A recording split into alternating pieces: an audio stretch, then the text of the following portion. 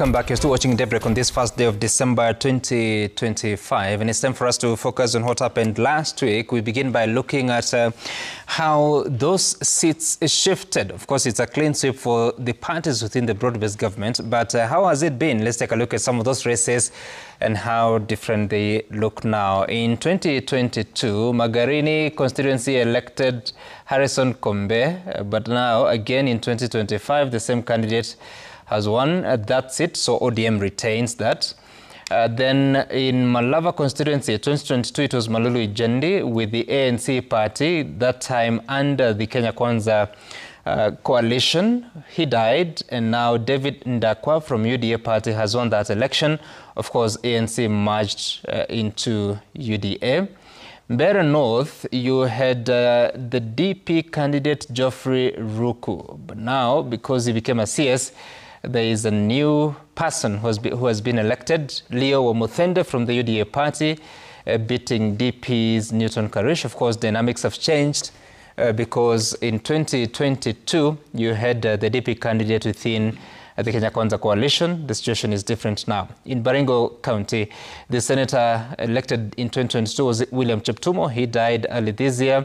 And now you have Kiprono Cheburet winning that seat again on a UDA ticket, so UDA keeps that seat.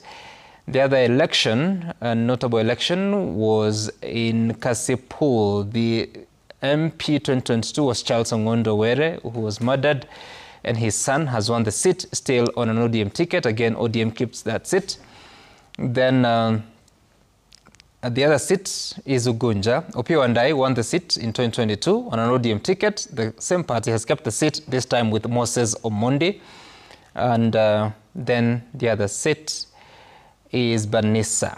UDM produced Kulu Maalim in 2022, but then now you have Ahmed Maalim Hassan with the UDA party. Of course, UDM has since joined hands with UDA to form the Kenya Kwanza coalition. So this has been, or rather those have been the shifts within that by-election. So you see a lot of the seats within ODM, actually all the three were originally within the ODM, and the only seats that have changed hands is the Banissa one and the Mbeere North, but quite remaining within the coalition of Kenya Kwanza.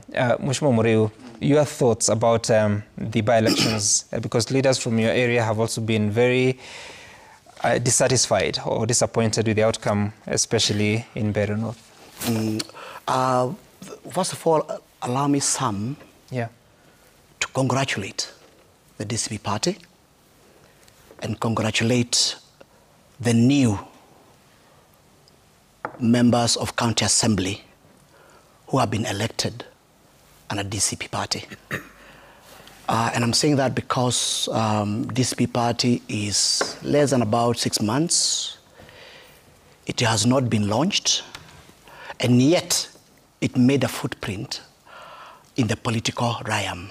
Allow me to congratulate Kisa East MCA, Honorable Okwiri. Allow me to congratulate David Wanyoike, Kariobangi North, and also Douglas Masikonde, Narok Town. You have made a statement that the more things change, the more they remain the same. I want to tell you that is not the correct position. And maybe if you go to Mbeere in the first instance, what you find there is not an election. It's a sham. Shambolic. I was there for about 2 weeks. And what I saw myself, I've never seen it before. Why? The existential threat to democracy in this country, the person who will make this country go to the dogs is none other than William Samoei Ruto. Why do you say that? Because the democracy has been compromised. And the way those elections were done, it tells you clearly what he has been doing as a president is purely PR. when you talk about housing, when you talk about roads, when you talk about health, when you talk about employment, because in a normal democracy, what you're supposed to do is to go to the ground and sell what you're doing to the people. And that's become the shield of a sitting government. The policies and the strategies you have come up with to sustain or to develop the country are supposed to be your shield. But what happened in Bere? Instead of coming to campaign on a platform of the development, they came with goons and militia. Some collected from Kiandutu, others collected from Mathare, others collected from Kikuyu, and to me, some that stems the beginning of what we call a failed state, where the government hires goons, the goons are protected by the police to cause maim, death and destruction to the citizens. That's number one. Number two, when it comes to the laws relating to election, rampant bribery. Bere, the government spent not less than 700 million. A small constituency of less than 50,000 registered voters. Today, if you go to Bere, you ask anybody, they'll tell you, in those 2-3 months, they collect about minimum, average, about 10,000 each. The inflation in Bere right now, there's so much money with so little resources to buy. So much money. Is that so? Oh, yes. How do you arrive at the tally of 700 million shillings? We're counting. You saw it in the media. It's all over. I'm asking you. Number three is Sam. Allow me to ask me a question. Yeah. And here, I'm not a social media guy to keep on following the. That's what I'm asking. How did so ask the guy who was on the ground. 10 days campaigning. 10 days campaigning.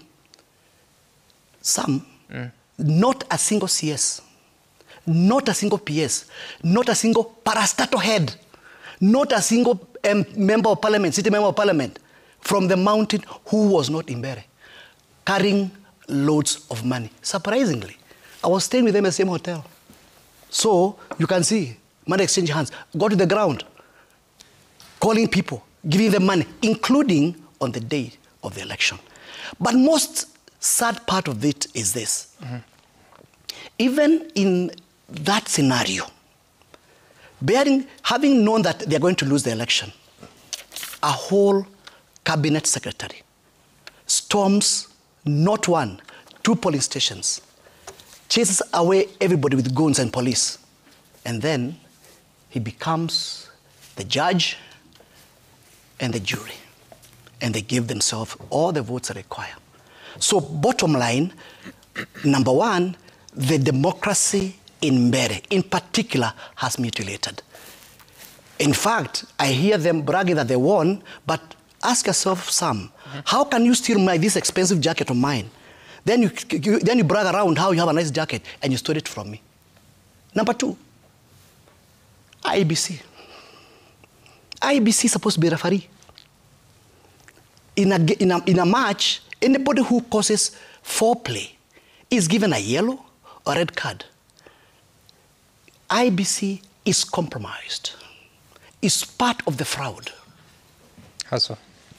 And you find, even in the midst of bribery, midst of violence, midst of goons being sent all over on the election day, in the midst of even people caught carrying marked ballot papers, IEBC has been looking the other way, see no evil, hear no evil. So who was caught carrying marked ballot papers? There are at least 2 or 3 cars which were caught carrying, try even to get to the police station. I was in a place called Ivorore Ward. I was in charge of Ivorore Ward. All right? So I'm giving what you call first-hand information. Real ballot papers? Oh, yes, marked ballot papers. That has been a scheme all through, from the beginning of the election, of the voting day to the last minute. So what evidence do you have to support that? Allow me to finish. No, yes. Allow me. 8 minutes. Allow me to finish. We just want to understand what you're saying. You see, I told you, Sam. Yes. I'm not a social media consumer. I'm telling you, I'm giving information. And for the benefit of the viewer, what evidence do you have to support what you say? Do I need to carry evidence for them from Bere? I'm giving information. I have it. In fact, I want to conclude and say this. Yes. That election in Bere will not see the light of the day. We shall overturn it. And maybe give you a small scenario. Yeah. Do you know, and here they are prominent lawyers, the election law says for you to qualify, to vie in any political office, you must be a registered voter. The guy called Muriuki, Leonard Muriuki Njero, was the registered voter in Bere. The candidate called Leo Mudende Njero was not a registered voter in Bere. Even with the Gazette notice showing that his name has changed? The name has changed. But when you change the name, you're supposed to change the name in the role of IBC as a registered voter to reflect the same person. There was no time to do that. Thank you. You see, what's happening. See now what I'm trying to say long and short, the panic in the government.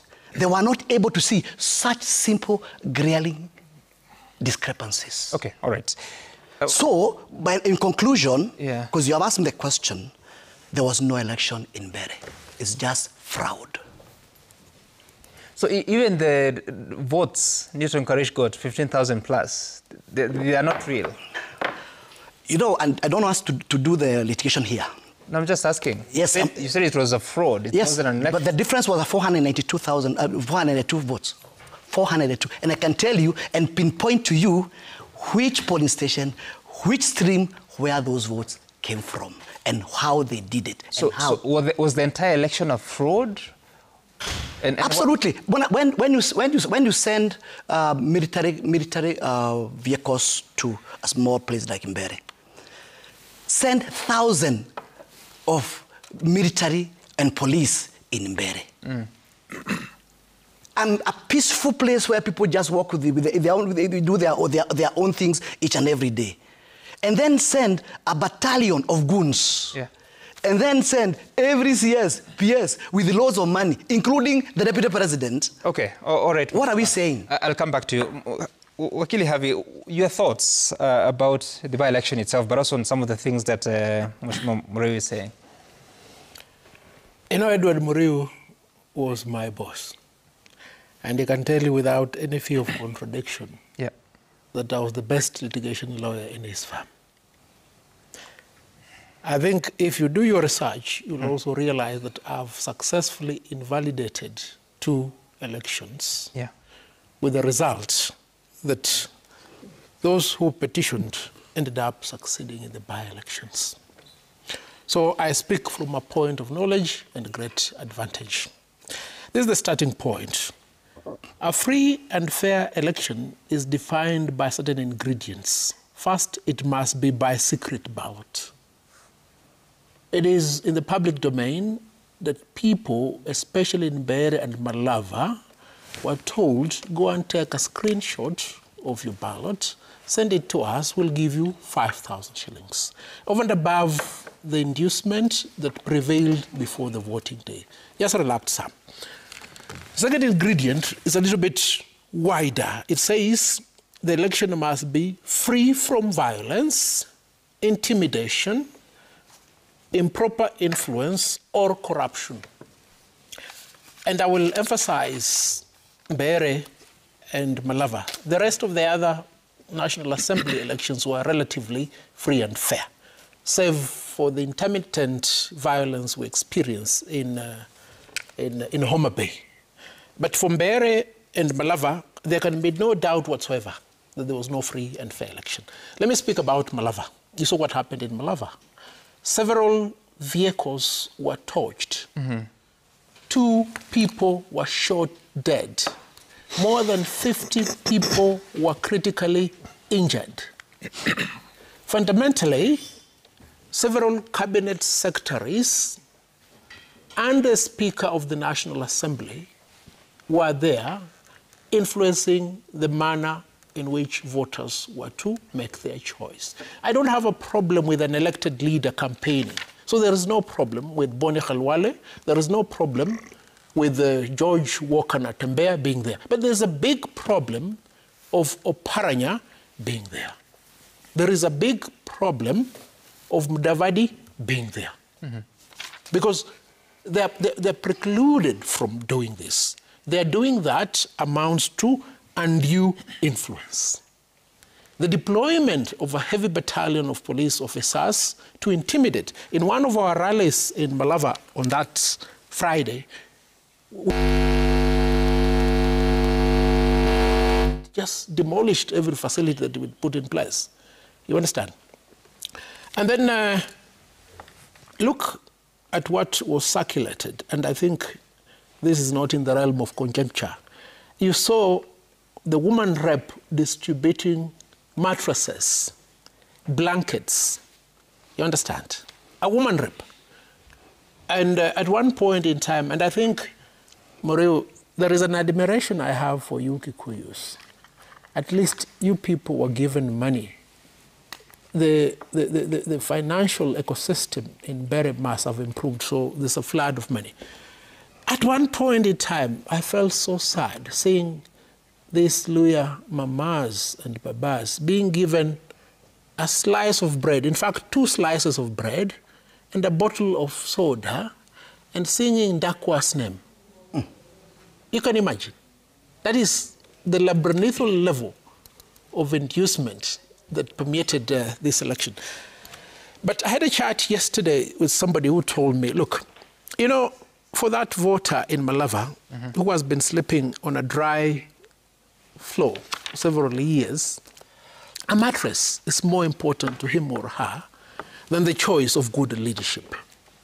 That mama or mzee who hasn't had food for several days, a bottle of soda and 2 slices of bread are more important to him or her than the choice of good leadership. Therein lies the problem. And as a matter of fact, we will not blame the people. We will blame the leaders because it is indicative of the level of poverty in Malava.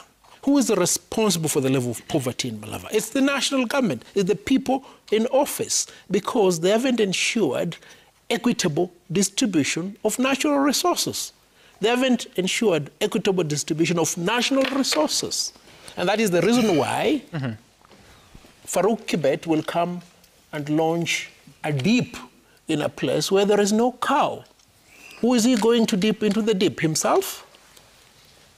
There is a problem. This election was not free and fair. And as day succeeds night, petitions that will be filed insofar as Malava and Bere are concerned will succeed. And just to close on this thing, it is a litmus test. The people have been tested. The people have indicated their dissatisfaction with the current government. They have demonstrated their ability to turn up in large numbers to vote out the government. But it's also a litmus test on the executive. It has confirmed that they are determined to remain in office at whatever cost. And they will deploy violence, intimidation, coercion, and all manner of state resources to do this. Perhaps the next level is for us to test the credibility of the judicial process in examining whether or not we had a free and fair election. We look forward to seeing that. Now, as we continue this conversation, there are a few things that I want us to also listen to of what leaders have said in regards to these by-elections, including what the president said as he was celebrating the victory of the broad-based government in these by-elections. Do you have that?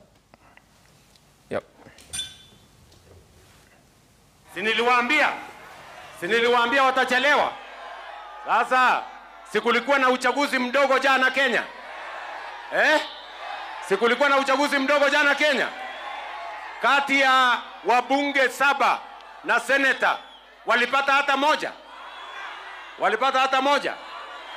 kutoka Mbere kwenda kule Magarini, kwenda kule Malava, kwenda kule Banisa, kwenda Baringo, kwenda mpaka Kasibul, mpaka kule Unguja. Hakuna hata kiti moja walipata, kwa sababu ni watu hawana sera. Wananchi wamewatumia ilani, wamewatumia notice. Wasipotafuta sera ya kuambia hao wananchi 2027, tutawanyorosha asubuhi na mapema. Mapema. Nyinyi mnanielewa mapema? Sasa ndugu zangu watu wa Nakuru,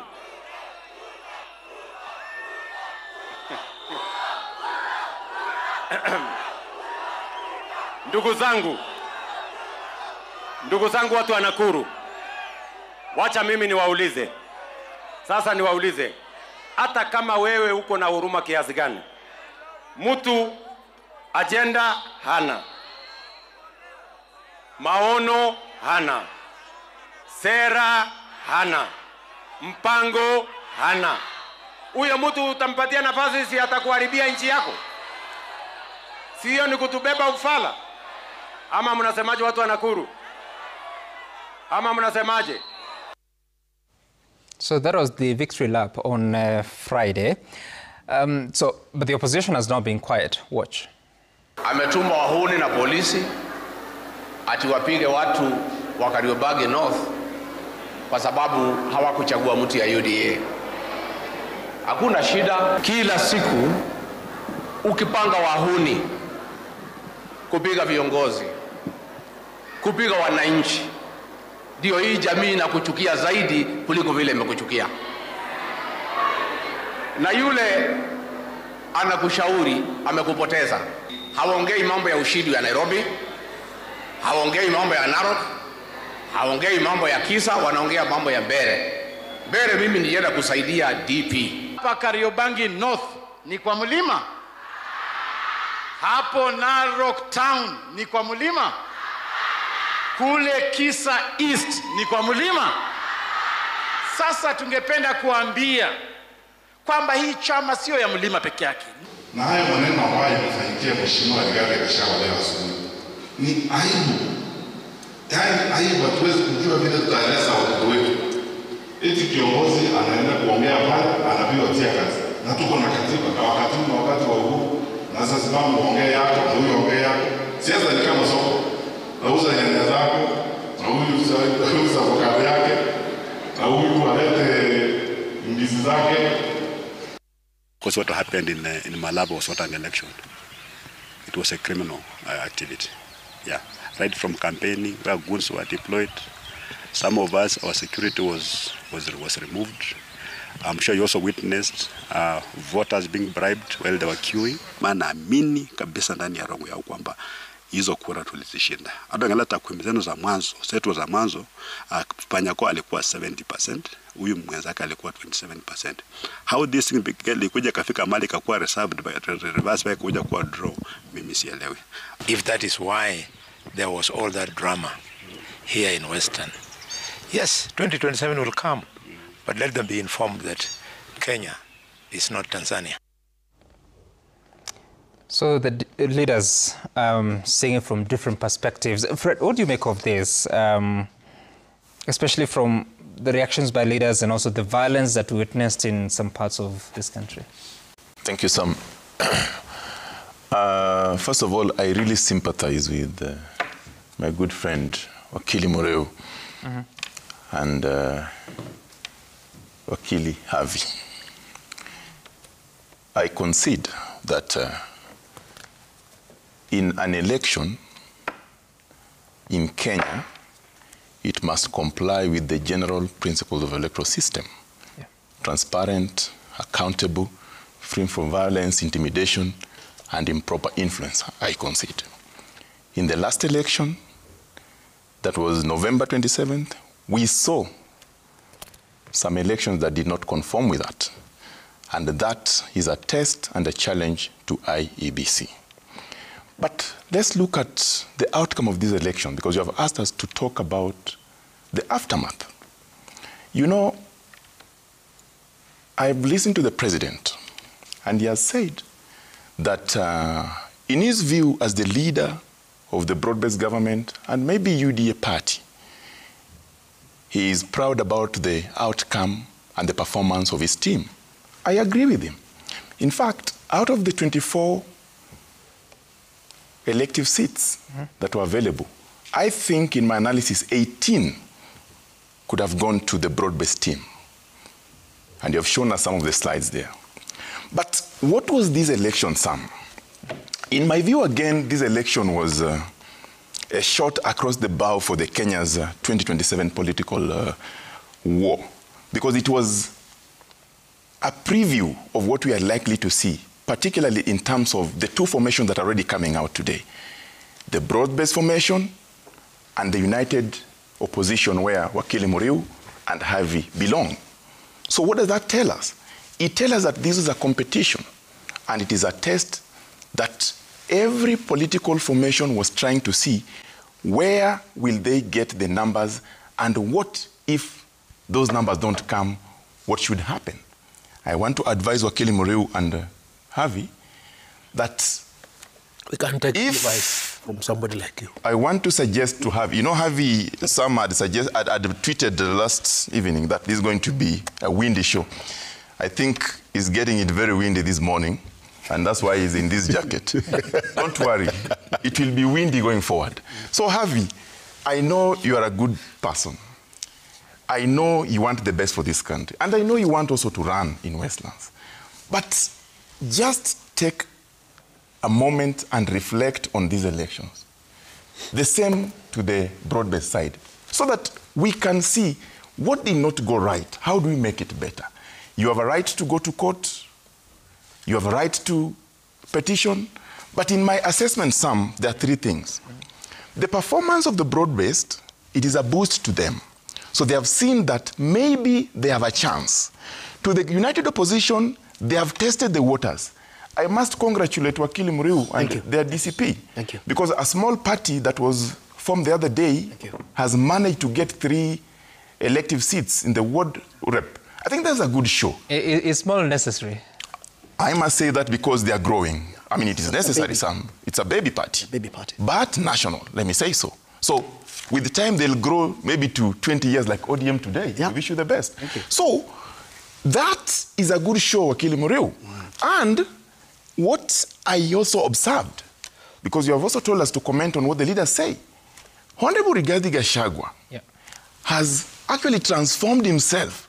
It's not only now selling a shareholders model, but it's also selling it structurally. He has said in Nairobi, he would wish to have all the leadership elective positions won under DCP. He said governor, woman rep, senator, you know, that shareholding model tactic, in my view again, might not go well with his coalition partners. The other thing I observed from all this election is IEBC. Sam, I come from Homa Bay County, and I neighbor Kasipul. One of my very good friends and a member of Homa Bay County, Homa Bay town, Honorable Opondo Kaluma, was stoned.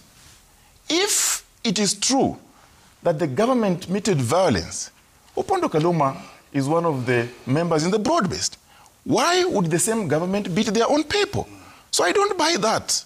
I think the violence that we witness are specific, isolated violences that were happening in any form, and we condemn them equally. I personally condemn any form of violence. And lastly, Sam, it is unfortunate that the roadmap to 2027 has been drawn. It is mapped.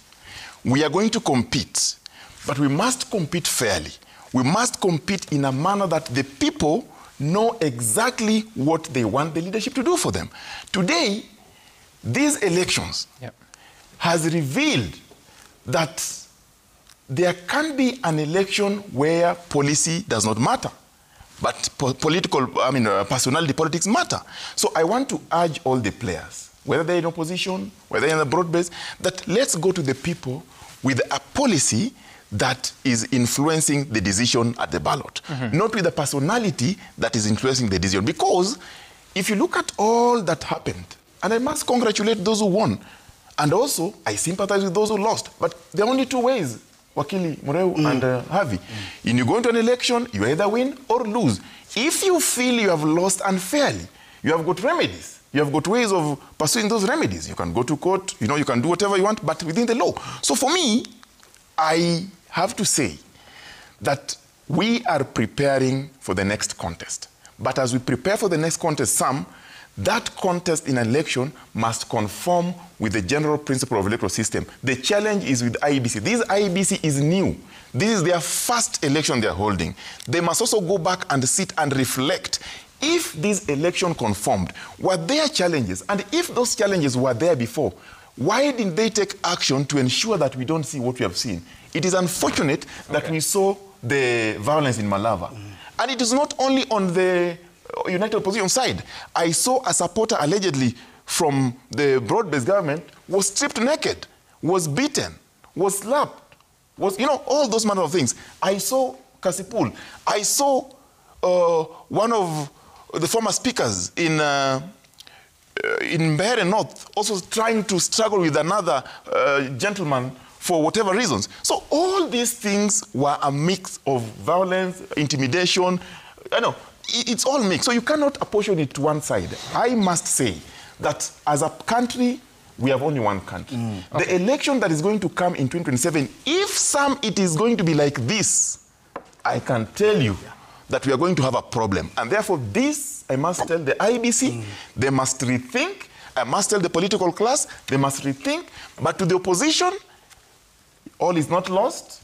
I'm sure some of them have never tested the loss. This is their first time they are losing. Wakili Muriu has been winning all through.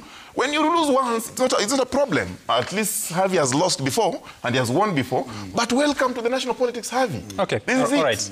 All right, now, Mheshimiwa Madenge, as you listen to this conversation, I don't know what your thoughts are about even those claims that indeed the government deployed all its resources, whether it's the human resources or even finances, which, if that's the case, then those are public finances. Thank you, Sam. Coincidentally, I was in the same ward, Evirore ward, with Wakili Mureu. Did you meet? We did not meet. He was there for 2 weeks. I was there for a week. Yet he claims he was in the same hotel with the members of parliament, where money, he could see the money. Sam, from the onset, when I was campaigning for the Nyeri town parliamentary seat, under my predecessor, Nyeri town constituency was a hotbed for violent politics. I saw to the Nyeri people that I would restore calm and peace, and that has been my hallmark. I condemn violence irrespective of which side it comes from. I also want to congratulate the winners across the board, not just from my end, but also for the independent candidates who won, and also from the opposition candidates that won. In terms of violence, at the Karange ACK church the previous Sunday, a registered congregant in that church, a young man, just on the count that previously he had been working with Ruku when he was the area member of parliament. He was beaten up. He had a broken leg and broken ribs. So why should you evict me from my normal congregation and church because you have come to visit? Who beat him up? Were they the police? Were they goons? You have national security with you. Why would such a thing happen in a church? And therefore, the question of the violence in churches, who is instigating it?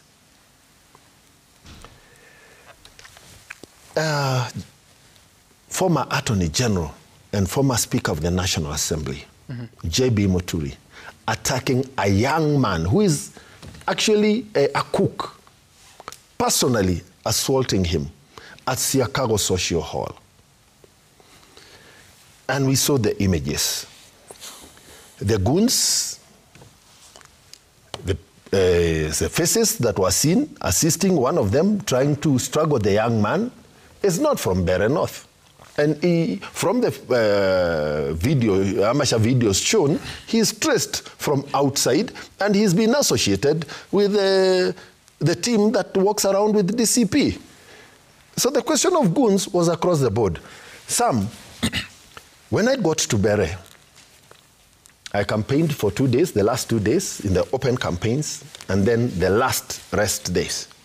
On Tuesday, I went to the area I was assigned. Kanyuambora, Ishiara, Chicago, and the whole of that area is Aurora Ward. And I had 6 polling stations as a cluster that I was overseeing. On that day, the team on the other side was operating in that area with abandon, with vehicles that had no number plates.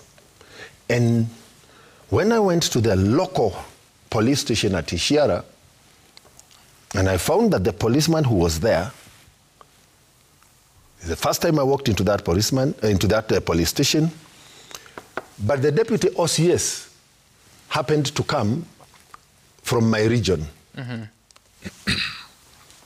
actually did not even bother to file the report. But to get out of that area, in the evening, I actually had to remove the number plates on my car.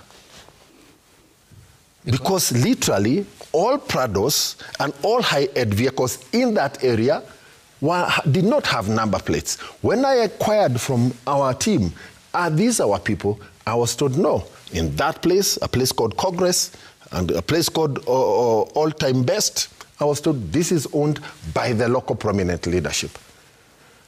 I had to innovate so that within that environment, I could somehow camouflage and get back. From there, I went and parked my car and hired a local vehicle with a local driver to maneuver me around. Was there death in Bere? What's the point now? Yeah, what are you saying? Yeah, so I am... Some of us are slow, so okay. Take us there. What was the question is, when people talk about, people want to portray that there was a breakdown of law and order, it could have happened across the board. Was there death in Bere? I am yet to see. The proof of 700 million, astronomical figures. When I got to Bere, and I got to interact with the people of Bere, roads in Bere, Bere North needs affirmative action from this government in terms of road network. We have a budget for electrification across all counties. The figures have been laid out. The question of food security, because it is a semi-arid area, is an issue for Bere. No, it's okay, when I went to campaign in Bere for the 1 week, I focused on those issues. And I dissuaded the people from Bere from being used, Bere North, from being used as guinea pigs to test 2027.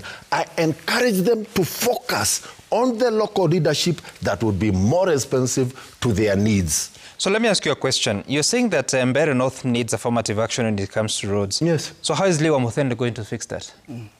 I have said from government. I have said from the government has existed before Leo. I am not a resident of Bere North. What were you doing there? It is my view. I am telling you, Mheshimiwa. What were you doing in Marava? What was he doing in Bere North? I was born in Malava. I am. Mheshimiwa Mathenge, yes. Don't be distracted. The questions are only coming from this direction. Yes. So you're saying that it needs to be saved from the current situation. The Kenya Kwanza government has existed since 2022. Geoffrey Ruku, who has defended government, was Member of Parliament up until sometime this year when he became CS. Yes. So what new promise are you giving Bere? Well, the same area has had Justin Muturi as their MP. And the same area previously has had Lenny Kivuti as a senator, as an MP. These issues, therefore the question, yes. You sold your candidate, he has won. Yes. How will he fix that problem? One, development will only come from government. Okay. He has, whether you are in the opposition or elected on a government side. All of us have a right to development. Okay. However, your skills in lobbying, so that you are prioritized, so that where you are lagging behind, like we had the fund that was supposed to take care of the areas that were historically left behind, lobbying and building networks that assist you. Today, I heard Wamudende say their education is slightly behind. He is going to ensure that he starts. You know, you cannot tell me the guitar man is no, he didn't win the election. To compare. Let's focus on who won. So focus, please. He has presented that on the education sector, I am going to attract other resources by starting a scholarship fund in his constituency. I don't have one. Wakiri Mureu doesn't have one. Very many other members of parliament do not have one. It is clear that he was in touch. So development can only come from government. So how will government finance a scholarship fund for Wamudende? I have said, he said he will use his own initiative, his own networks to start a Wamudende scholarship fund. Does that require you to be an MP? Well, it doesn't. Okay. It has not happened. It is one of his promises. So just before I leave you, Sam, that's why you say no further question for this witness. Close the case. How much money did you spend on Mbeere North as government? Government did not spend any money in Mbeere North from where I sit. Where you stand? Where is that? I went into Mbeere North. And utilized my own resources in campaigning for my party. Sorry, you said government did not spend any money? From where I operated there for 7 days. I did not receive any money from government. I did not seek any money from government. So let me ask you, I went and plugged in. You sit in the National Assembly. How much does it cost to move the deputy president? So I'm asking. I believe there is a cost. There is a cost involved in the deputy president moving. So why would the deputy president is not just involved in the day-to-day executive functions. He is also a political figure. That's what I'm asking. Why would you say no money was spent in Mbeere North? That's misleading. Because when you ask me how much money, I never sat in any of the sittings where government money was spent. So the answer cannot be no money. The only answer can be you don't know. Yeah. Okay. I will say I will accept I don't know. However, sitting here, you are not in the judiciary to decide that the outcome of the elections. These two gentlemen have been to court. They have won some, they have lost some. Let us leave that decision to the courts. Okay. I'll come back to you for more. Now, Mheshimiwa Mureu, do you know how much money your campaign spent in Mbeere North? Some, first and foremost, let me clarify. Yeah. DCP party, where I sit, didn't have a candidate. Sure. This candidate is Democratic Party. Though that's therefore the matters finance were purely under the DP Democratic Party purview. For us, we went there for two agendas. Number one, to ensure that we're able to carry the spirit of united opposition by offering parties which have same view support, both in terms of campaign and also overseeing the election. But again here, Sam, you know, there are things which are not supposed to go without being challenged. And I think now I've come to confirm that if you fraternize with a liar, you also become a liar. Who's the liar here? You know, he has told you clearly, and I think he has even apologized and said, he does not know. Then he said they didn't spend any money. I spent my own money. Of lying. I spent my own money. Of lying, he has learnt it from the guys they fraternize with. But that's beside the point. My concern here is a leader and a concerned Kenyan. Is this. This country has a leader. And the buck stops with him. Mm-hmm. Now, if the party of the leader is the one which is perpetuating goonism, the first time in history, we have never seen whereby government hires militia protected by the police to go on cause mayhem on people. You saw it here during the Gen Z demonstration. You saw it whereby militia is hired to go and demolish and ban businesses belonging to the people of the mountain, so that the backlash can be the leaders for the mountain are the ones who had the guns. Same thing has happened in Bere. Same thing has happened in Malava. Same thing happened in Narok, where the leaders from the ruling party are hiring goons supported by the police. My point here is, Sam, if we do not kill that culture, we will not have a country beyond 2027. For simple reason. If the democratic values are not upheld, where, number one, our citizens appreciate their pain of waking up to the election day and vote for the people they want without coercion, without inducement, without having police all over, without fear of them getting harmed, we will not have a country. And maybe for your information, Sudan today, the Janjaweed used to be a militia for the former president, Bashir. They were so empowered to an extent that when he stepped down, now they have free day. Today they are competing with the genuine government. Now, that's where you're heading to. The other day we sent some people in that island to what do you call that? Haiti.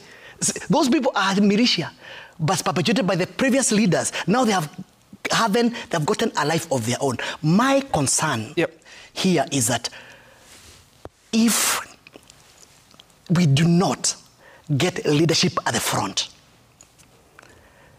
who comes out and says, look, guys, I found a country which is peaceful, country whereby, and I also came to power through peaceful means. I also want to live through peaceful means. Now, there's a problem. Allow me to finish. I'm answering the question. With you. The question I asked you, because the money issue has been raised here. You raised it. He says he doesn't know how much has been spent on the campaign. And I asked you a question, you deflected and said it's DP that was controlling the finances. Are you telling me you had no meeting to even discuss how much money you need to raise, how much money you need to spend on what logistics? How much did you receive from DP to campaign for 2 weeks? There's somebody talking this side. I can't hear. Just answer the question. I said there's questions on the country. Remember, I want to just repeat again, Sam. Yeah. And my answer remains the same. If you're asking matters pertaining DCP party in Magarini, in Narok, in Kisa, in Kariobangi, I'll tell you, as members of DCP party, we raise money from our own resources. What is the budget? It depends whether it... How much money did you raise? It depends. I was only concerned about... I was only involved in Mbere, but I was not involved in the MC. What are you saying? Yeah. I want to be very honest. I am not an account... Look, I should only ask me a question. As a senior official of DCP. Ask you a question. I've answered you. You've told me I should only ask you about Narok, Magarini. Yes, where as a member of DCP, I did contribution by personal money. So how much money did this contribute for those by-elections? I do not know the total of the amount of money that has been collected, but we contributed depending on people's ability to support the by-election. In terms of the numbers, I don't think I'm not conversant about terms of the numbers. Sorry, I'll come back to you. Now, Fred, tell me, because it looks like this is going to be a very major issue when it comes to 2027 election. Sure. How do we control, and do you have an idea, because you come from ODM, do you have an idea of how much money your party spent in the by-elections? No. I have no idea. And let me just pick it from where Muriu left. You know, whatever amount of money was used in any by-election, in the November 27 by-elections, might not really be important today. But what is important is, were there undue influence? Was there corruption? Because that is against the electoral principles. So if there were electoral malpractice that involve undue influence using money or corruption, then we must condemn that. But I think every political party that fielded a candidate had a budget to finance their by-elections and had a plan and structure and strategy to win those elections. And I congratulate my party, ODM. They won Magarini, Kasipul, Ugunja, and, that's a good show. So I think the party structures had a budget and they've done that. But what you have raised, Sam, there's a red flag. If the coming election 2027 will be the same way on what we are saying today, that money will play a major role, then we are not likely to have the candidates that the people want. Because when people go to an election, they buy the policy and they put the people in office based on their suitability and competency and how they have campaigned in a free, fair, and transparent election. So that is what we want to see. But there was a bill in Parliament on campaign financing. I don't know where it is today. Maybe Muriu and my good friend Madenge would know. And the what do you call it, the regulations around it. That would help a lot going forward. Because we would want to know, what is the source of your funding? How are you going to use this funding? What are the caps? And how best do we use that to ensure that we don't have some candidates disadvantaged? That's why you see the issue of money is coming up today. That issue of money is a very, very big issue because they are candidates, particularly the young candidates, the youthful candidates, they don't have those resources to go and campaign like the big boys. If money is being used, and also the issue of government being accused of using resources, I don't know to what level that is true. But I want to imagine what Honorable Madenge was saying. The Deputy President has a budget in his office that he must use to do certain things as a national leader and as a member of the executive. I am not sure if that is what's being considered to be money that was used in campaign, because I don't know about that. But I want to believe that every leader at the executive, probably doing some national work, has got a budget that has been approved by Parliament that allows them to move countrywide to do developmental work or work that for the people and not necessarily for the by-election. And if for the by-election, then maybe the party that he belongs to must have secured funds to help him do that. I am not having those, I'm not privy to that information. You're not, but yes. Let me just ask you this. Sure. Is it a fair playing field when you have an entire government machinery appearing, showing up for one candidate and the other one not the same? Does that look fair to you? Sam, I will answer that in two ways.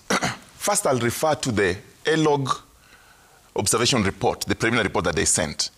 One of the observations they made was that in some areas, there was a heavy government presence to try and see what happens there. Again, because this by-election was a litmus test for both camps, the opposition and the broad-based, everyone was going all out to ensure that they secure their win. What I am not happy about is an election that is not free and fair. I don't want to accuse anyone for having been involved in that because I don't have that information. But for those who are... Wait, so free and fair, what does that mean? Free and fair an election is an election that is by secret ballot, transparent, accountable, and does not have any undue influence. That is what free and fair is. Okay. You can only know that after a due process has been taken. People petition, go to court. But you have asked a very valid question. Let me ask you, let me answer you, Sam. You have said the government presence in most of this. Some of those members of the government, they are politicians. President William Ruto himself is a politician. he is already planning how to win the next election. So he's also looking at where did his team do well, where did his team do bad, so that when he sits back as a party leader, he can re-strategize and do that. I like what my party leader said, Oburu Oginga. It was a clean sweep. It was a clean sweep. If it was a clean sweep, then it encourages the ODM party to continue doing well so that they can strengthen their bargaining power in any coalition they're going to form. Whether it will be Wakinahavi, whether it will be Ruto, that is a clean sweep. Okay. So I don't know what a clean sweep is. A clean sweep means ODM actually lost a seat. I am saying in Kajiado. To quote, just allow me to finish. To quote Oginga. But also on this show, you have to speak a clean sweep in the National Assembly seats, because they did it, and you have shown us the slides here, Sam, that although they did that's okay, so I congratulate them. ODM retained the seats that they had in 2022. Now, Wakili Havi, as you talk about this question of free and fair, and of course the numbers are not known by Mheshimiwa Madenge, but treating of voters has been there for a very long time. Campaign financing has been passed. The regulations never passed by the same house, including when Justin Muturi was Speaker. He was one among those that were defeating it. What do we need to do? Because you have the government on one side, there are politicians on another, there's IBC on another, then there are the people that are meant to make a decision. And as you answer that, does free and fair depend on a process of court, or it's supposed to be seen even before then? Starting point is this. There are certain areas of good order that are incapable of legislation. You see, the capacity of Edward Muriu compared to mine is different. So you will not compel me to fly to Malava, yet you demand that Muriu cycles to Malava. You get it? But the most important thing is to go with the straight and narrow. What is free and fair? And it's easy to demarcate what is permissible and what is not permissible. It's not permissible for an appointed leader to go and campaign in an electoral process. That is straight and forward. So to the extent that this is capable of isolation and being prohibited, then we're able to say with a measure of certainty that this election was not free and fair. Now, what is the way forward? The way forward, and as you've rightfully asked, is an evaluation of free and fair election only the preserve of the court? No, it's not a preserve of the court. The court is the final arbiter of this matter. But the people themselves can see and determine and declare that this was not a free and fair election. Let me go back to Malava, for instance. It is not an issue that is subject of debate. For a fact, the Cabinet Secretary for Foreign Affairs, who is also the Prime Cabinet Secretary, stated, and you can replay that clip, that he has appointed 2 people as ambassadors in consideration of them yielding their candidature in support of the UDA candidate. Look, we may want to circulate around this issue, but free and fair election can only be that which has been set out under Article 81. Let there be no corruption. Let there be no undue influence. Right. You understand? Let there be no intimidation and violence. I mean, you don't need further legislation on this. The Constitution has demarcated with precision. And it is my humble prayer and expectation that as and when these 2 petitions are lodged before the High Court, Bere and Malava, that there will be no intimidation of the judiciary, there will be no compromise of the judiciary, that the courts will determine this matter according to the law. I mean, we owe it to the Kenyan people. Right. Mheshimiwa Madenge, I want you to have the final word. Do you know how much it costs for the people that attended meetings, how much are they given as facilitation? For the people that attended meetings? Yes. We went, we addressed rallies and left. There's no bread and soda? There was no facilitation for transport or anything? Bread and soda was in Maraba. You presented the evidence. Sorry, Matenga, you're getting this. The questions from this side. When, on the 2 days that I went there and participated in the campaigns, I went and found a schedule from this meeting to this meeting to this meeting, and I spoke. I am on record. We would speak and leave. However, we have the local committees of better leaders, and they had their plans on how to organize their campaigns. Campaigns logistics are known, not just in Kenya, across where campaigns happen. However, my work was simple, messaging, urging the people to come out and vote and focus on their local issues. I stuck to that level. On the last 2 days, I went to engage. Point of Mbere leaders, yes, they have logistics and how they had organized this. What does that mean? Unpack that. It means the same thing Wakili Muriu is saying. That was a DP candidate. The DP leadership in Mbere had the knowledge of everything. When I went into Mbere, we had a local committee. We plugged into the plans that they had. They had specific strategic roles for me as an elected member of parliament on a UDA ticket. I took up that role and executed it. Facilitation fee is involved. Facilitation fee? Yes. The only facilitation fee that I handled for the clusters that I got was ensuring that my agents were in the polling stations. Our mobilizers reached the people where transport was needed because of the expansiveness of the area and the terrain. It was possible for us to volunteer and support that movement, all right? And then ensuring that during the whole day, the team that was our agents did have a meal from our own people. Okay. They did not get from anybody else. And after that, they were able to accompany the ballot boxes to the tallying center. How much did that cost? In the area that I was, the seven polling stations, it costed 235,000. 235,000? Yes. For 7 polling stations? For 7 polling stations. Okay. That's on the day of the election? Yes, that was on the day of the elections. Okay. And I have enumerated where the money went and for what purpose. At least finally have a figure from you. Thank you so much, Mheshimiwa Mathenge. Now, we are out of time. Allow me some for the final remark, just to urge the IEBC. Yeah. As referee, you've let us down. You need to put your house in order. We have not seen you reprimanding what has happened in Malava. We have not seen you reprimanding what's happening in Mbere. We have not seen you reprimanding what's happening in Narok. As the arbiter of election, what has happened to those elections is a precursor of what will happen in 2027. And I think Kenyans still have faith in you as IBC, that you can still be able to be a fair arbiter to conduct election. Okay. I urge that IBC do what Kenyans expect. All right. Thank you so much, Mheshimiwa Muriu. Some bit of what you're saying on X at Citizen TV Kenya, some could the hashtag to use Citizen DAYBREAK. What are the views this morning?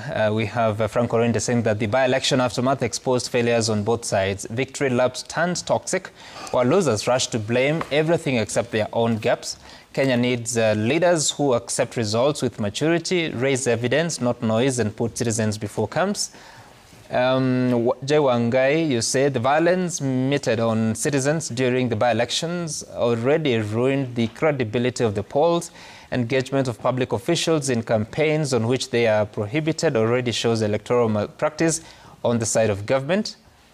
MC Rumaz, if the violence in the recent by-elections is anything to go by, 2027 won't just be an election, it will be chaos. Voter bribery everywhere, people calling it the by-election. Wow, by-election. The people's will crushed and state machinery misused. IBC is partisan. Bobotiano, by-elections aftermath is a signal of how worse things may turn out in 2027. Clearly, there is so much work to be done to sort out that situation. Thank you so much, Mheshimiwa Duncan Mathenge, Nelson Harvey. Mheshimiwa Edward Mureu from Gatanga and Fred Okango. Thank you so much. It has been windy for... so much for your time. Windy jacket. Up next is Sporty Monday. See you again some other time.